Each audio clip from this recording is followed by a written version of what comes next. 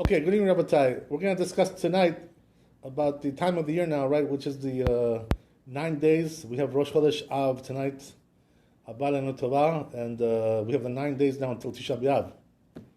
So the 9 days, right, as it says in the Gemara, Masechet Tanit, Misha Nichnas Av v'Matin b'Simcha. What does that mean? You have to reduce Simcha, you have to reduce rejoicing. So therefore, we don't make parties, we don't make weddings, all kinds of things like this. We talked about this in the past, things like this. There's also another thing, right, which says in the Gemara there. Israel sheyesh lo din, udvarim, utviyad, mishpatit im goy, itchamek midayen imo b'mei puranut ele. So what happens like this, right? They tell you that if you have a din with a goy, let's say he sued you or you sued him, right? Don't go against him in these 9 days. During these 9 days, don't fight against him. Don't go to court with a goy in these 9 days. Why is that? Because the mazal of the Jews is not so good now, in these days. So therefore, he has more of a chance of winning, So they say, what should a person do? If you can, push off, if you have some kind of a court date to go with a goy in this time, try to push it off to Adar, when Purim time. That the mazal of the Jews is good, But if you can't push it off to Adar, sometimes it's a little bit, a long shot. So at least if you can't push it off to Adar, try to push it after at least Tisha B'Av, after Tu B'Av, right? And later on, sometime down the road. Kick the can down the road, as they say, right? And let things happen later on. But until Tisha B'Av, don't go to court with a goy, right? That's what they say, So if you have a situation like that, okay, very good. So then, right, we're going to talk a little bit also about the issue of eating meat on the 9 days, right? We talked about this before, but the truth is that this year there's a certain kind of conditions that have to be explained. Right, first of all, right, during the 9 days, according to the Talmud, by the way, in Masechet Tanit, the prohibition of eating meat, right, or drinking wine, is only when Erev Tisha B'Av, right, on the eve of Tisha B'Av, the last meal you have, which is called Seudat Mafseket. You're not allowed to have at that time meat and wine. The last meal before the fast comes in, Tisha B'Av, which is next Sunday, right? Not this coming Sunday, next Sunday. So, according to Halakha, that's what it is. But according to the custom, the minhag is that during the 9 days we don't eat meat. Most of the communities have this custom. By the way, there are some who don't have this custom. You know who they are? The Temanim, right? The Yemenites. The Yemenites, what they do is they eat meat all throughout the 9 days. Except, as we said, right before Tisha B'Av, on the Seudat Mafseket, the last meal, they don't eat. So they do according to the Talmud, what it says in the Talmud. We do more, right? We took on more. But there's also a difference here as well. What's the difference? Right? Tonight is Rosh Chodesh, tomorrow Rosh Chodesh. So the rule is, right, by the Sfardim, we eat meat on Rosh Chodesh. But the Ashkenazim, they don't. On Rosh Chodesh, they already start not to eat meat. So Ashkenazi cannot have meat tonight or tomorrow. But Sephardi can have meat tonight and tomorrow.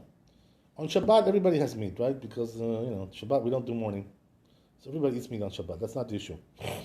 But there's also other things which are a little bit different and also a little bit needs to be explained.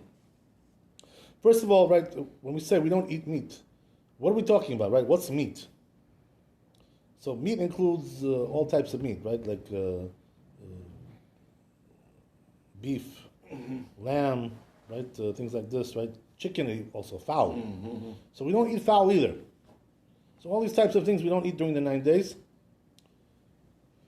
But there are things that we do eat, which is like fish. Fish you're allowed to have, even though fish is also some kind of a meat there. Yeah. You know what I mean? But it's not the kind of meat that, that they had the custom not to avoid that. So therefore, the rule is you're allowed to have fish. So you can get a nice big salmon, whatever, and enjoy that. Right? If you need some protein or whatever, no problem, right? Whatever, one of those things. But as we said, right, fowl is forbidden during the 9 days. There's also another thing which is a little bit interesting, that person makes food for Shabbat, right? So what happens is that always, in families, there's food left over after Shabbat. So let's say there's some meat dishes left over, some cholent, some other stuff, some chicken, whatever it may be, right? All kinds of roasted meats, all kinds of things are left over. So the question is, what do you do with that food? Do you have to throw it away? Because during the 9 days we don't eat meat. So the truth is, that there is a custom like this, especially amongst the Sephardim, that all the meat which is left over from Shabbat, you're allowed to have it. In other words, until you finish everything. So, you know what I mean? So, sometimes, as we said, right, the amount of leftovers can be quite significant, But, here's the trick, right? The trick is that don't be a wise guy now and leave, make extra food, So you should have leftovers, to eat during the week. That's you're not being honest, right? That's dishonest. Right? You don't want to be like that.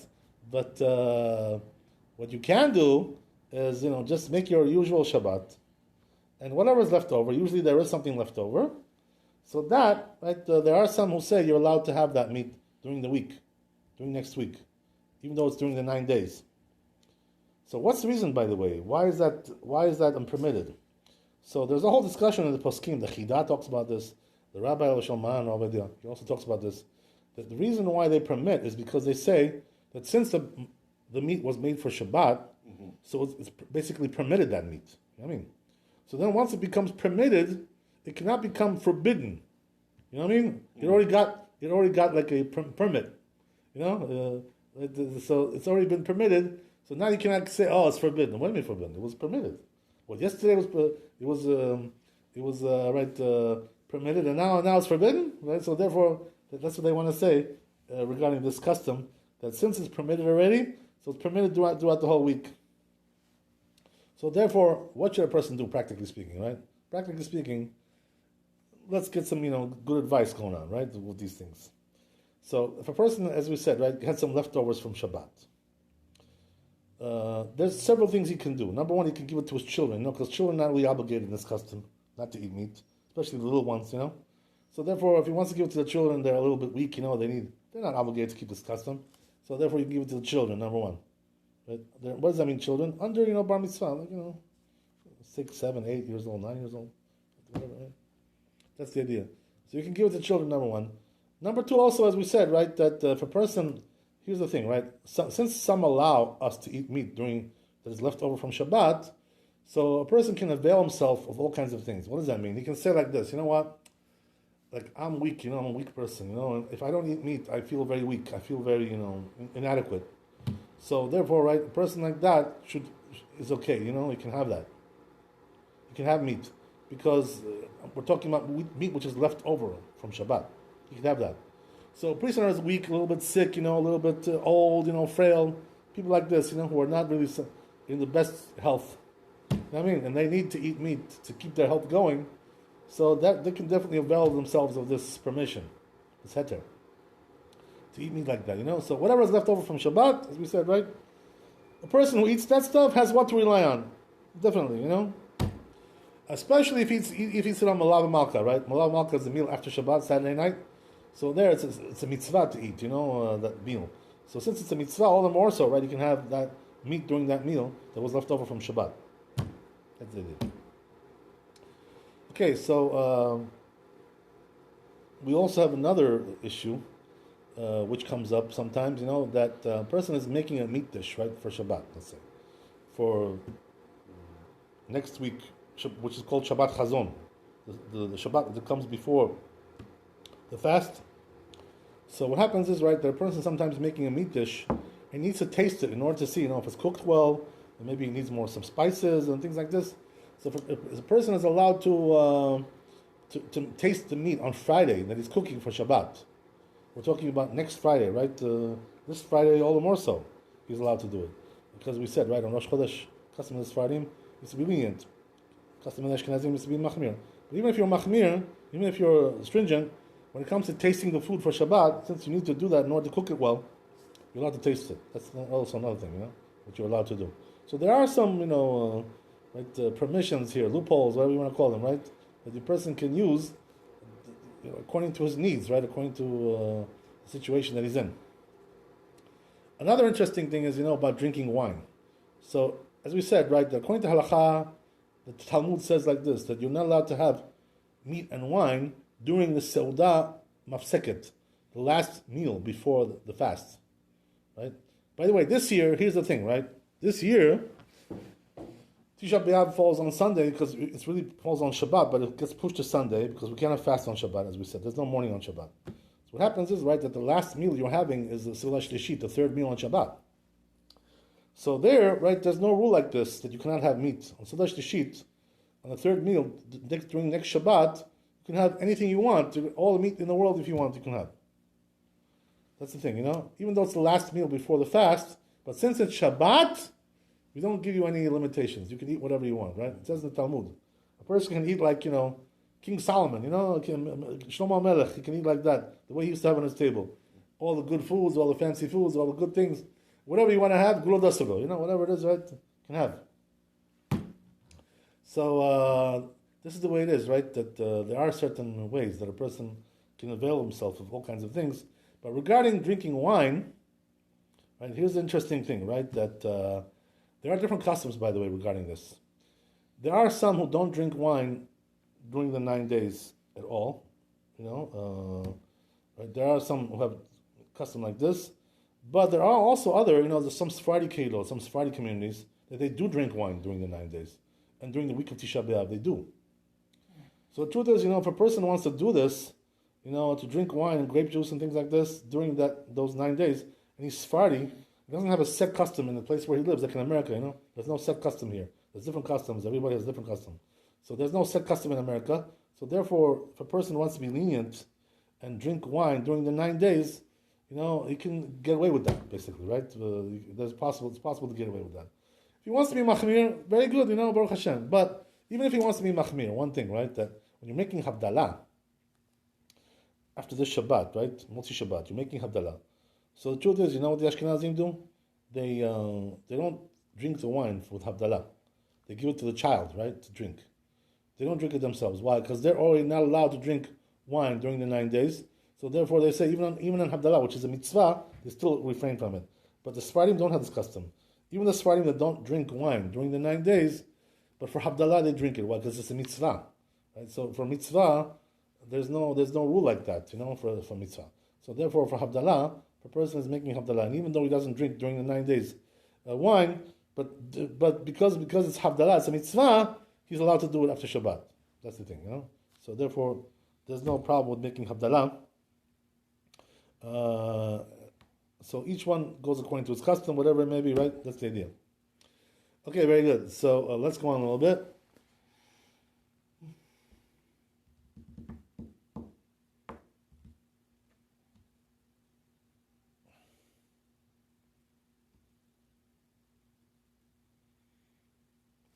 Another interesting thing he brings here in the Yalkut Yosef, he says that a person should refrain on the 9 days from painting his house. Why is that? Because there's a simcha like this, you're making your house look better, renovations, things like this. You should refrain from that because it gives you simcha, it gives you joy. So therefore, right, the proper thing to do is to refrain from that. To paint your house, to renovate your house during the 9 days. So then he goes on to say,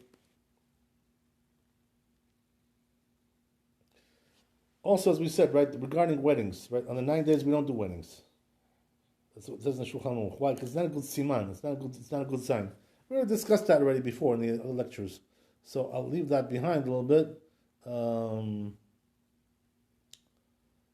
Also, here's the thing, right? Very important thing to know that this year, because Tisha B'Av falls on Shabbat, it gets pushed out to Sunday. So therefore, there's no rule of week of Tisha B'Av. There's no rule like this today in this year. There's no week of. Why? Because the week already begins on Sunday and it's already the fast day. So therefore, right, the week of doesn't exist. So what does that mean? That even though the custom is, the week of Tisha B'Av, there's all kinds of things that we refrain from doing, like bathing in hot water, like doing laundry, like doing haircuts. But this year, since there's no week of Tisha B'Av, since it falls right on Sunday, and then once the fast is over, everything is allowed according to the Sephardi custom. So therefore, the rule is that you're allowed to do this year about everything until Tisha B'Av. What does that mean? Laundry, right? Regarding shaving, haircuts, right? And these things you're allowed to do this year because there is no week of, and therefore, if you want to, do all these kinds of things, no problem. If you want to be machmir, that's up to you, we'll let you do what you want, you want to be stringent, I don't know, there's no end to these stringencies, how much you want to put on yourself. There's no reason to do it, by the way, for no reason, if you want to, If you want to do it, you can do it, but don't tell other people, to be machmir, to be stringent. Because the Ashkenazim, their custom is like this, that during the 9 days, they don't bathe during the 9 days with hot water. So what they do is, they just bathe their hands and feet and faces with cold water. That's all they do, So they avoid hot water altogether during the 9 days. We don't have this custom. So this year, since there's no week of, so therefore a person is allowed to bathe with hot water all the way through until Tisha B'Av. What does that mean until Tisha B'Av? Until Sunday, because Sunday is Tisha B'Av. You know what I mean? So on Friday, next Friday, right? Not this Friday, even next Friday, a person is allowed to, according to our custom, he's allowed to do laundry, get a haircut, right, and to bathe and everything, all these kinds of things, right? There's no issue there. So we're lenient regarding all these things. This year especially, right? Hot water, the whole thing, right? The whole gamut. Okay, good.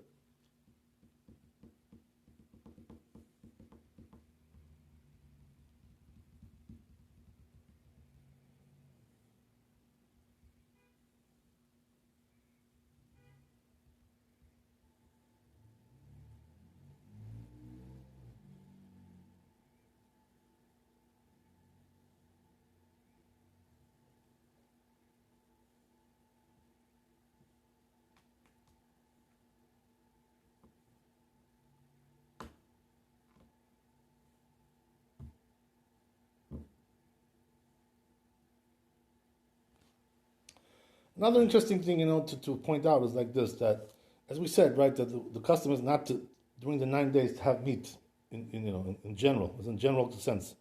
But there are some people, as we said, right, a person who's weak, is sick, he's very frail, old, things like this, But also there are other categories which need to be also included in that.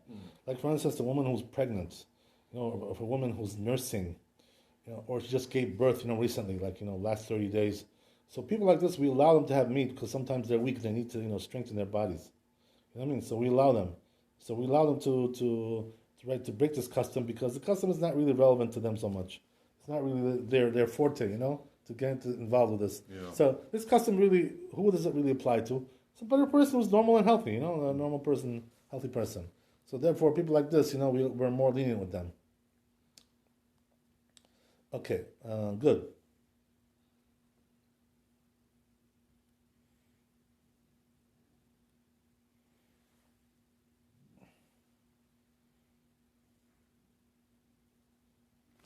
Another interesting thing, right, which is like this. What about if a person has a restaurant? Right? So, today, here in this community, a lot of Bukharians, have restaurants here. So the question is like this, during the 9 days, are you allowed to serve meat? Because it's not allowed to eat it, right? So can you serve it?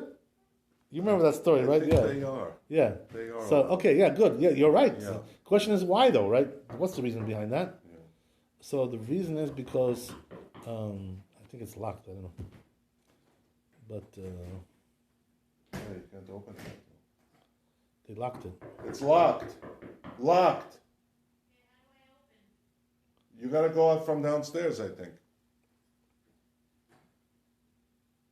So, as we said, right, that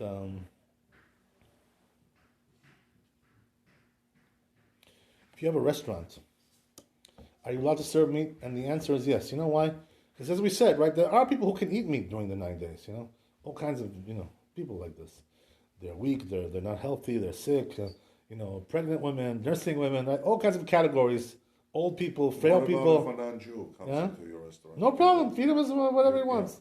You know what I mean? So you're that's also included. Yeah. So like all these things are included. So now I have no right. You have no right as a restaurant owner. To go and ask people now. Oh, are you one of those who can eat or not? Like what's what are you, a private investigator?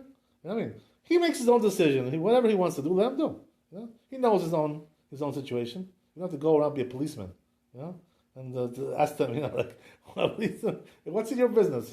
You're operating a business. That's your thing. So there's also another thing. What the Rabbi used to say, he used to say that the problem is like this: if you don't open a kosher restaurant, they're going to go to a non-kosher restaurant.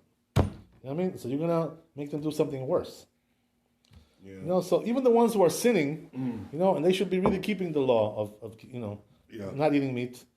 Better for them to eat this than to eat, you know, halal, you know, like halal meat. Which is not kosher, right? Yeah. People still ask me today, you know, like, is halal kosher? I tell them, what are you joking?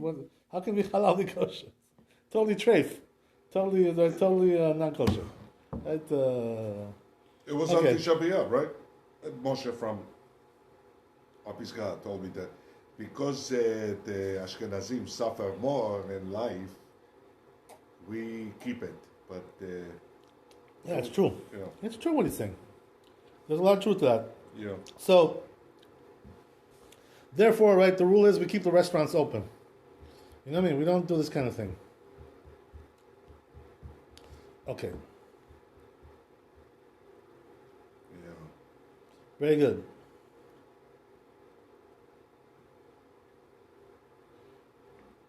So what? It was basically amended, you know, raw. What does that mean? I mean, I'm sure that the suffering that he was alluding to was, you know, They had a lot of problems with their, you know, in Europe.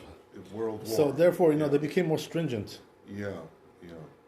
So it's From post, fear, you know, it's from fear, It's you know? post Hitler then. No, it was way before that Even too. before Yeah, that, of course. Yeah, Hitler was a modern situation. I'm talking about way before that as well. Europe has been a bloodbath for the Jews, you know, since, you know, throughout whole history. It's been a bloodbath.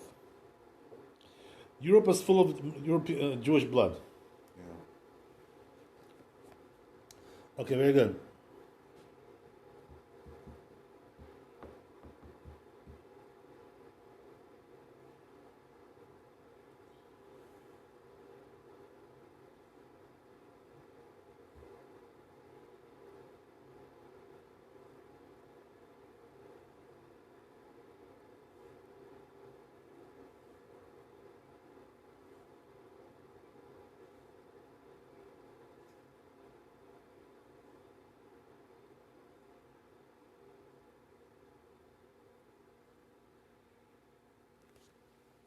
Another important thing to know is like this, right? That there's also a prohibition during the 9 days to make new clothing, right? To create new clothing or to buy new clothing also as well. Since it gives you, you know, joy, you know, to get new stuff, to buy a new suit, whatever, right? Yeah. All kinds of things. So therefore, during the 9 days, we avoid that, to buy new stuff like that. So, וכן אסור לעסוק במסדר הקודמים, אבל מותר לתפור בגד שהוכרע בתפילתו, וכדומה, אבל מותר לתפור בגד, כן, מותר לתפור טלאי על בגד. So, but what you are allowed to do is to make, like, you know, to patch up things, you know, to sew up things which were, you know, torn. So if it's something which was already made before, but it got damaged, you know, the clothing, you're allowed to fix it. You're allowed to patch it. You're allowed to sew it up. You know, this is not really a part of the decree. Because it doesn't give you, what kind of simcha does it give you, right, to sew up your torn clothing?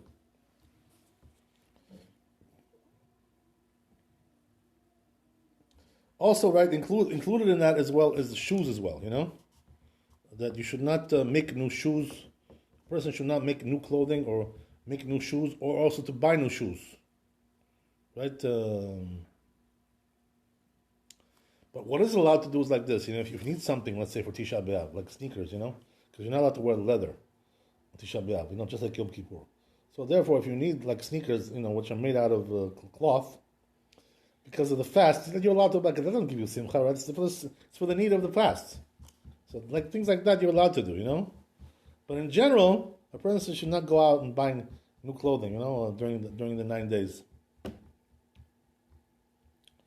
Okay.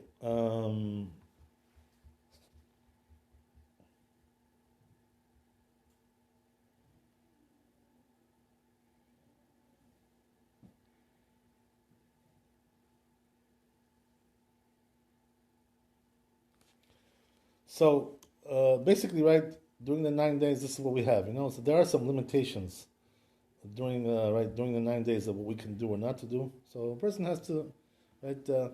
What's the purpose, by the way, of all these things? You know, why are these customs, these halachot? What's the purpose of these things? Because these days are days of punishment. You know, days of bad mazal, bad luck, whatever. So in order to avert anything happening, something new to happen again, something which can harm us, right? So we try to limit ourselves in order to stay away from those things. That's the whole thing, to stay away from harm, stay away from bad decrees, right? All kinds of things like this. So we do this in order to avoid, right? So this is the reason why we keep the 9 days like this, in a way like this. Another interesting things like this, right? That next week, what's going to be is that, as we said, right, Tisha B'Av falls on Sunday because it gets pushed over from Shabbat. So the truth is, right, Tisha B'Av is on Shabbat. But since we can't fast on Shabbat, it gets pushed to Sunday. So what happens is that there's a rule like this, that after Tisha B'Av, the night after Tisha B'Av, you're not allowed to have meat. And throughout, also in the morning as well. So here, this year, it's allowed. Why?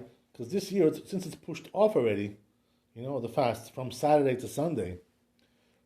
So therefore, the night after Tisha B'Av, the fast, which is Sunday, which is already the night after, that's already not the 10th of Av anymore, it's the 11th of Av. So therefore, you're allowed to have, after the fast finishes this year, you're allowed to have meat and drink wine, right? All kinds of things like this. Why? Because it's not the original day of the fast.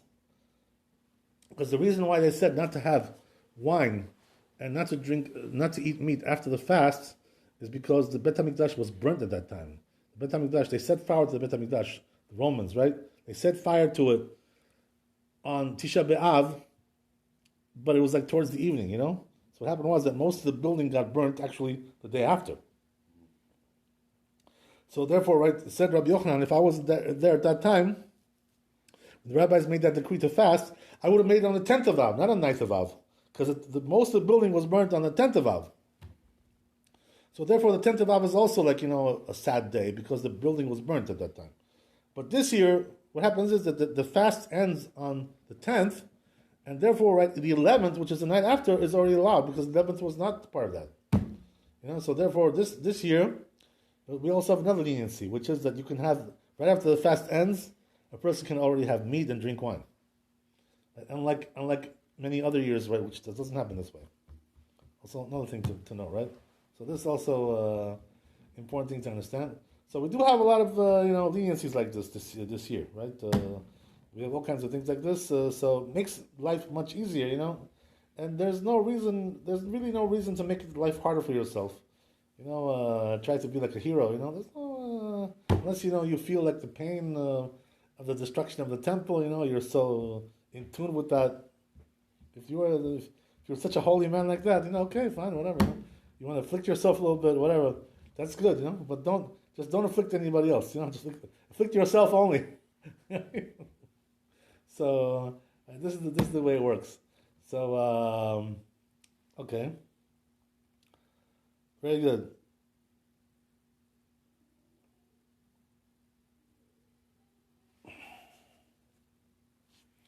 As we said, right, that this year, since the eve of the fast falls on Shabbat, because right, on Shabbat you're allowed to do everything in the normal way.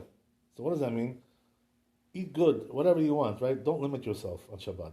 Next Shabbat we're talking. All the more so this Shabbat, right? There's nothing to talk about. But even next Shabbat, which is right on the eve of the fast, even though it's Tisha B'Av, you can eat whatever you want, you can drink whatever you want, do whatever you want, right? Anything you can do what you want to do.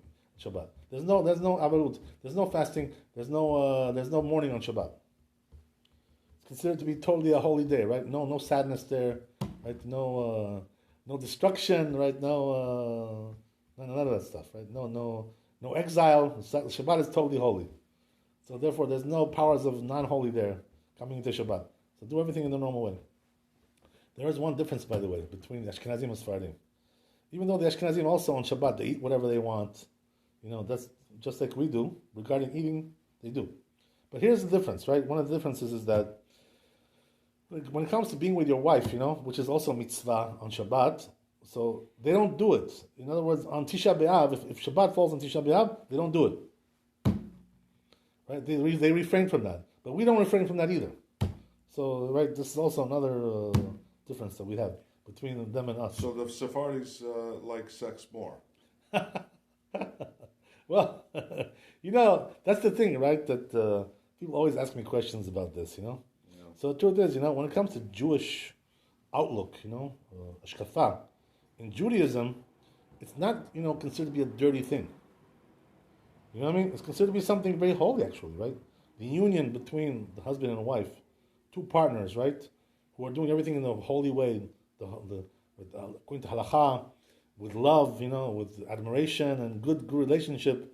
If they're doing everything good according to the rules of law, right, it's a very holy thing, They're making holy children, and holy souls are also being created from procreation, even if they're not making children, as we already mentioned, So this is the reason why that the truth is, that in Judaism, it's one of the holiest things that a person can do, to be with his wife.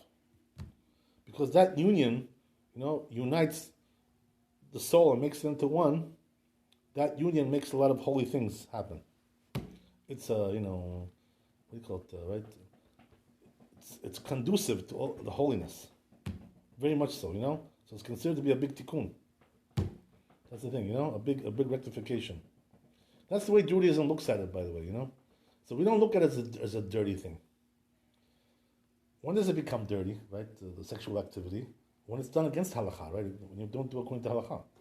If you do things which are not allowed, like your wife doesn't go to the mikveh, and right, or you're living with a goya, with a shiksa, no. If you're doing things like this, boy, are you in trouble? It's very dirty. Right? You're in big trouble. So the thing in Judaism is like this, that act can be the holiest thing, and it can be also the filthiest thing, depending on how you do it. Physically, it's the same. You're doing the same thing, But it depends on who and what and when and where. That's the whole thing, So in Judaism, it's a great thing, It's an amazing thing. That's why they say, the rabbis, they say, Chazal, that a person should continue to, to have children, like even when he gets older. Let's say a person, already like hit, the age of, 60 or whatever, 65. If he can still perform, you should try to have more children. That's what it says in the words of Chazal, in the Midrash, and in Talmud. So what does that mean? Keep on having children, even though you're old. Get a young wife if you can, if she'll go with you. And try to have more children. Not here, but if you go to the Philippines, you'll get... No, we don't want Philippines. We want Jewish people. Yeah, well, what young wife is going to go with you here? I mean... well, it depends on, Yeah. Or it depends on other things, whatever Hashem gave you. Whatever Hashem gave you, He gifted you. If you have a younger wife who can have children, you should try to have more. It's always a mitzvah to have more children. So therefore, a person, even on Tisha B'Av, right, which this year Shabbat falls on Tisha B'Av, a person should try to be with his wife on Tisha B'Av as well, according to the Sephardi custom. Baruch Adonai Le'olam, amen, amen. Thanks for coming. Amen. Be blessed with wealth, health, and happiness. And we should end Bezat Hashem, the exile, the galut, and come back to Yerushalayim. Yeah. And see the Binyan Bet HaMikdash, B'imena B'amenu. Amen, amen. Chazak Okay, do you have